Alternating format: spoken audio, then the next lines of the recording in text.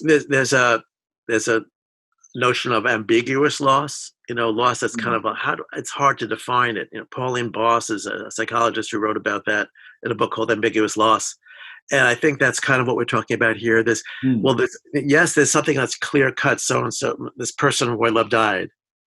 Uh, but there are other less easily defined dimensions to our grief. And often, I think when we're denied ritual, we have an ambiguity about why do I feel the way I do, even beyond the death of this person who I love. But there's something else.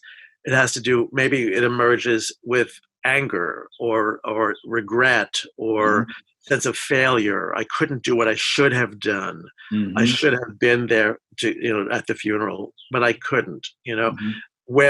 How do we interpret that? And sometimes we turn it onto ourselves. I Mhm. failed here, and I Mhm. think that's another potential dimension to this experience.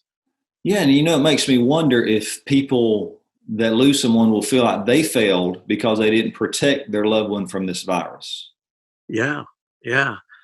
That's one dimension, and also I failed because I did. Maybe I could have insisted that I go into the hospital with my loved one. Maybe Right. there's something I could have done that could have, enabled me to get in, but I didn't.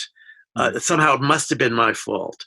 So Mhm. yeah, and it did I in fact introduce the virus through my own illness. Oh yeah. That's the dimension. Sometimes there's a reality to that I had a role to play, and learning to understand that and come to terms with that is another challenge, perhaps. Yeah.